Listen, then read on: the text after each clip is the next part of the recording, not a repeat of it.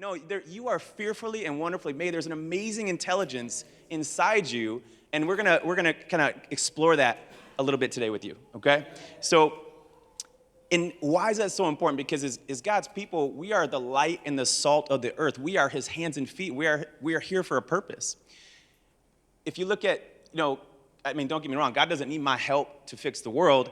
He could come down here in the blink of an eye and do it himself, and isn't that why we're all here? That's our great hope. We know he's coming back one day, and he's done it before. He walked with Adam and Eve in the garden. Personally, he came down and met Moses on Mount Sinai, but he hasn't done that in a couple thousand years since Christ left, and we're waiting for him to come back. But until then, on a day-to-day practical basis, how does God usually, practically, on an everyday scenario, how does he accomplish what he wants to accomplish in the world? How does he do it? He does it through you. Amen. And he's doing it through Pastor Cy, and he's doing it through you, and he's doing it through you, and he's doing it through these little kids, and he's doing it through Dr. Al and Dr. Candace. He's doing it through people. People matter. And when Christ came, and he said in John 10:10, when it says that Christ came that we may have life and that we may have it abundantly, that word life, if you look at that word life in the Greek, it's zoe, the zoe life, right? And if you look at the definition of that, it's not just living or breathing. It's not just existing. It's not just an ordinary kind of life. That's not what Jesus came for. He said it came for the zoe life, that you may have zoe, which means the utmost fullness of life that one could ever experience in every area. That's what he came for. And Pastor Sai, that's why you think he's moving in this concept of life 100. That's what he wants for every single one of you, right? So it's the 100% expression and fullness of life. That's what we're here to experience, right? So that's why we named our program Winning My Race. After what Paul says in Corinthians says, do you not know that in a race all runners run, but only one gets the prize, right? So therefore run in a way that you may receive it or win it. So because if God has called you to something, you all have your own race. That's why it's called Winning My Race. You have a race as a mother, a father, a teacher, a preacher, a businessman, an athlete, whatever you want to be in your life. You have your race that God has called you to, and you're his hands and feet to do it. And if God has called you to something, you're not called to just show up and be present. You're not called to just finish. You're not called to just kind of casually walk it to the end. You're called to win, right? But we need sometimes the right map, the right road map, the right equipping to be able to pull that off in life, right? So that's what I get so excited about. That's what we're going to be talking about on February 4th. The Winning My Race program is something I got blessed to be a part of, maybe 14 years ago. And it's a partnership, a program that was created through a group called the Billion Soul Network and our Max Living Doctors. So the Billion Soul Network is a group of 460,000 churches in 80 nations of 40 different Christian denominational faiths. And they partnered with us to create a health program for the church to kind of take you guys through. So it starts with on February 4th, we'll be meeting here. It'll be from 10 to 1. It'll be a 3-hour transformational seminar. We're going to be giving you all the tools, the belief systems, the roadmap to just win your race for God, for the people around you, for the purpose that you're here and called to. And so that's going to be like an educational event where we give you all the information, the equipping. And then we will have a participatory 30-day challenge where we're going to meet with you in small groups, myself and our doctors and our team. We're going to have things like exercise nights where we're going to show up in our gym clothes and push the chairs out of the way and teach you guys how to go through fitness principles. We're going to take you to the grocery store with a program called Shop Like the Doc. We're really going to go walk you in small groups through the grocery store, how to navigate the good stuff, the bad stuff, the tricks, the labels, how to map it out. We're going to have recipe nights where we literally will have samplings of all the healthy recipes so you realize it's not just celery sticks. You can actually have great things that taste amazing that you and your family and even your kids will love. But you just will learn how to make them out of things that you never thought in the world that you'd be making them out of before and how to do it in a healthy way. We're going to take you through how to create your vision and your map for all your goals in your life and how to map it out, schedule it out. We call that time and peace management. So we're going to create the entire picture, and we're going to walk you through this. Amen. So I want to challenge everyone here on the way out. We'll talk about how to get registered, but you'll see Mayo, and you'll see Sheridan in the back. They'll wave at you. They'll be in the back, and this is a totally free program. The cost is totally free. It's free for you. It's free for your family.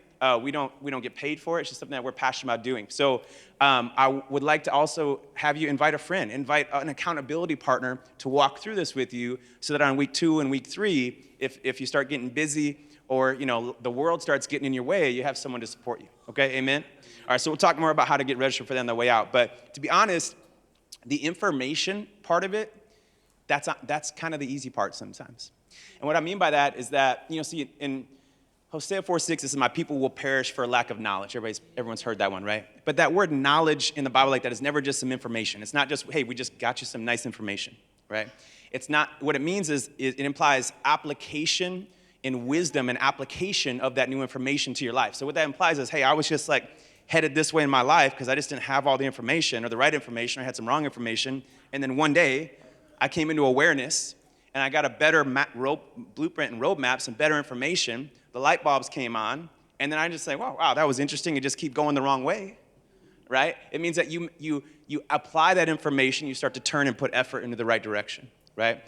So I will tell you that it's not the information. I can stand up here right now and give you a 2-hour dissertation about all the nutritional principles and how to get people with blood pressure and cholesterol and diabetes healthy again, and we'll do that.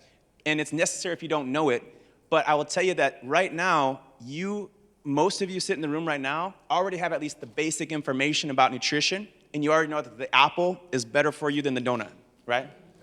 So, and we all have a donut, just fill in the blank. The donut's a metaphor for the lifestyle, habits, the good things that you know you're supposed to be doing, that you just never get around to doing or put it in your calendar.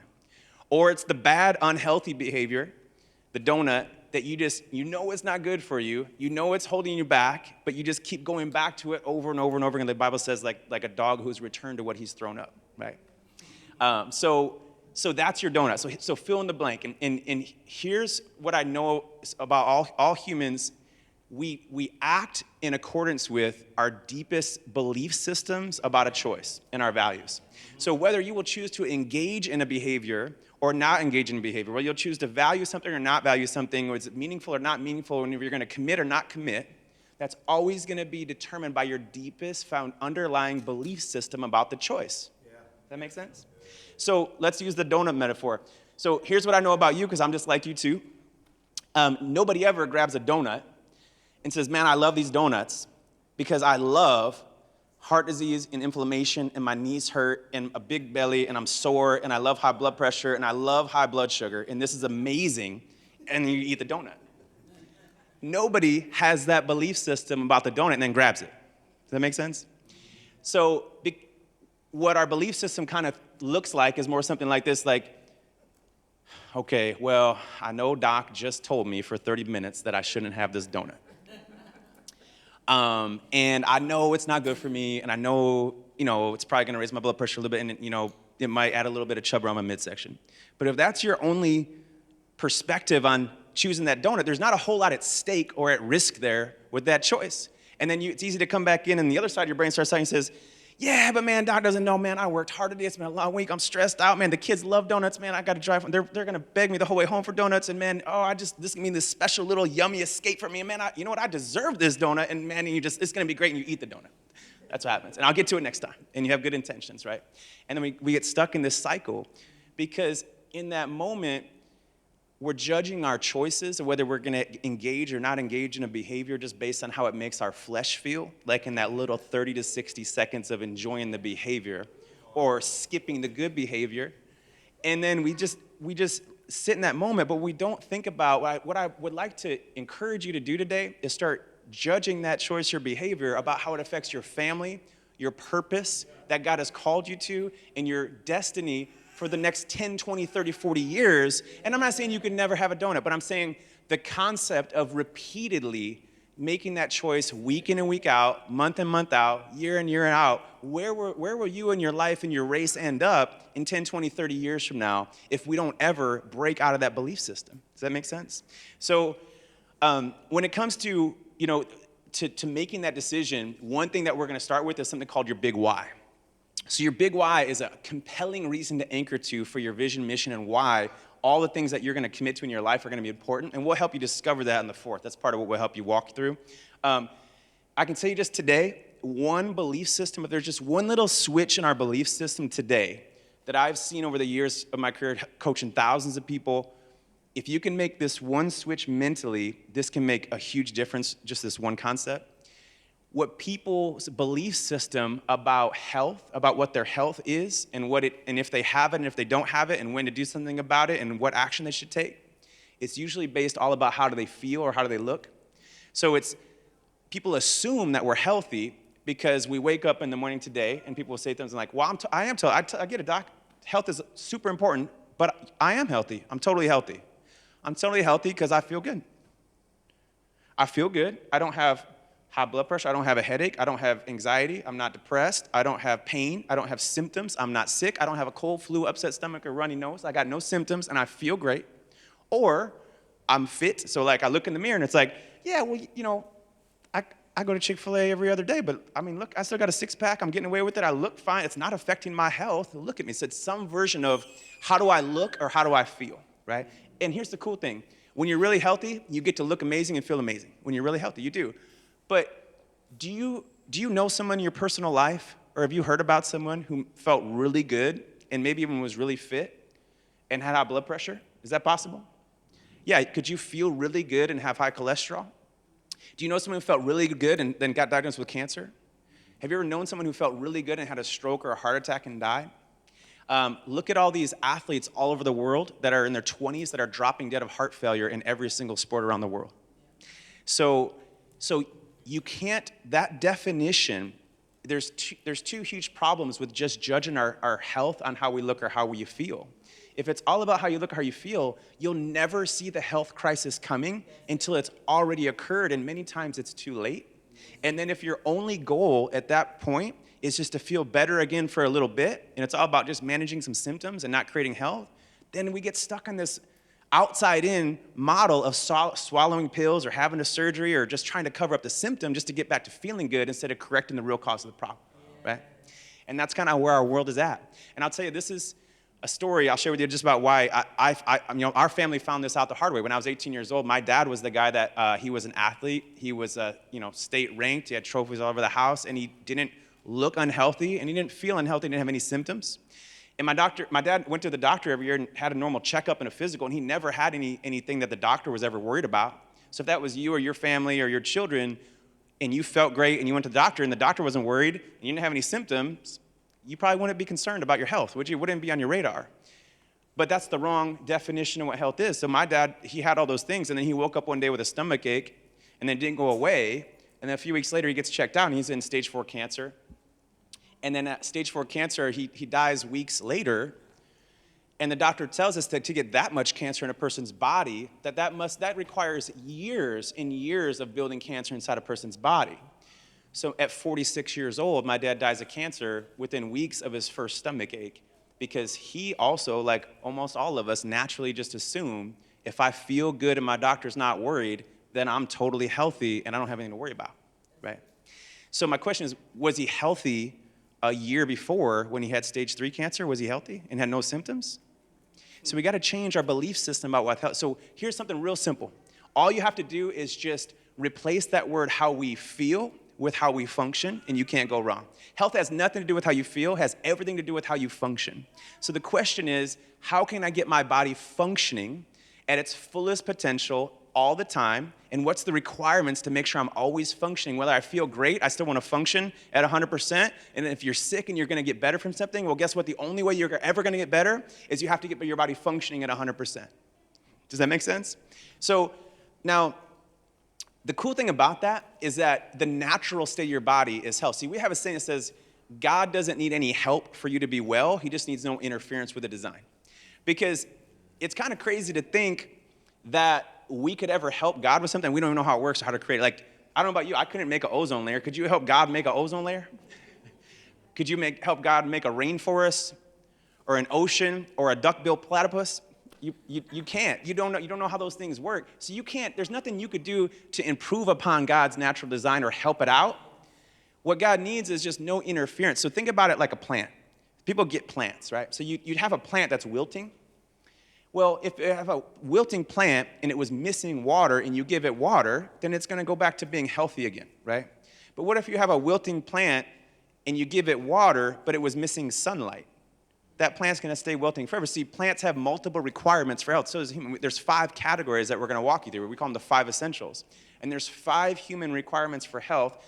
That's what controls all human function. And once you get those boxes checked off on a normal process, on a weekly basis, as a regular part of your lifestyle, you have everything that you can possibly control in your life to always be working towards 100% normal health and function for you, your kids, your family, and that's the whole purpose of running you through this program. Does that make sense?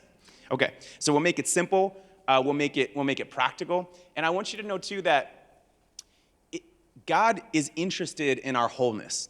So in Thessalonians it says that, as Christians, I get it, we spend a lot of time in this, focus on the spirit and the soul, right? But the body, spirit, and soul, at least while we're still down here, are all one thing, and they're all equally and wholly important to God. If you look at Thessalonians, it says that God paid the same price for our spirit, soul, and body. It's all one thing. It's inseparable. And in fact, if you look at when John the Baptist was preparing the way for Jesus to come, and then so think about this. He baptizes Jesus in the river. Jesus comes up, he hears the voice of God. Behold, this is my son, who I'm well pleased with. And they're like, man, the Messiah's finally here. We have confirmation. If you witness that, think about like you would just be totally convicted and know that Jesus is the Messiah, right? And that he's come to fulfill all the promises. But then what we thought was going to happen is, he's going to be this earthly king and take over everything and run the government and just control everybody by force. But that's not how Jesus came. And then what happens is now, flash forward, John the Baptist is in prison about to be beheaded. And he witnessed this. He witnessed Jesus come out and with the Spirit ascended him like a dove. He witnessed and heard it. But now the world starts to happen, and it's not really looking the way we thought it was going to look. And he's looking around. He's like, man, I just need a little bit more reassurance, God. And he sends his disciples to Jesus. And what he's asking for is a little reassurance. So John the Baptist in prison sends his disciples to Jesus. And he says, are you the one for whom we've been waiting? Or should we wait for another? And Jesus knows what John is looking for. He's looking for some reassurance. So he gives him reassurance that this is what I came to do. That I came, remember, he came that we might have the Zoe life. So did you know that 5/6 of what Jesus said to John and how Jesus ministered to people, it was all about ministering to the physical needs of humans. That's how much he loves and cares about our physical needs while we're down here. See, if you were only supposed to be saved and that was the only thing that mattered, you'd be the second you came to Christ, boom, you'd be raptured to heaven. That's why we're still here for a while, because we got a purpose and things to do for him. Until he comes back, we're here to work for him. We don't just get saved and get raptured home. We're here to fulfill the Great Commission and to serve and minister to others and spread the gospel. That's what we're here for. And so Jesus replies back, he says, go and tell John what you've seen and heard. The blind receive sight. The deaf hear. The leopards are cleansed. The lame walk. The dead are raised up.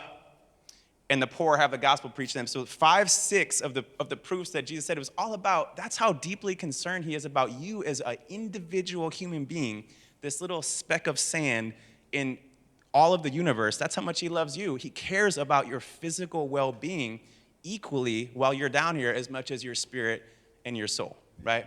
So this wholeness is an important biblical concept, right? So today, I just want to encourage you, take the leap of faith. I promise you, it's not going to be painful. It's not going to be as hard as people might think to turn it around. If you're already healthy, great. Come and learn how to make sure you're healthy until you're 99 years old, and you have 3 generations of people that you've taught the principles of health and wellness to, and then nobody in your family ever has to go through a health crisis. And if you're struggling with your health, well, guess what? We have the way back. We have the roadmap back, and God cares about you, and he loves you enough to show you the way back. So if you guys have questions, all you have to do is on the way out, like I said, we'll be out in the back in a few minutes in the lobby. Just stop by. We'll have information. It's going to be here February 4th. It's going to be from 10 to 1. And I promise you, if you just take the leap of faith, it's going to pay you back more than you ever thought you were going to get from this. So thank you guys for having me today. Appreciate you. God bless you.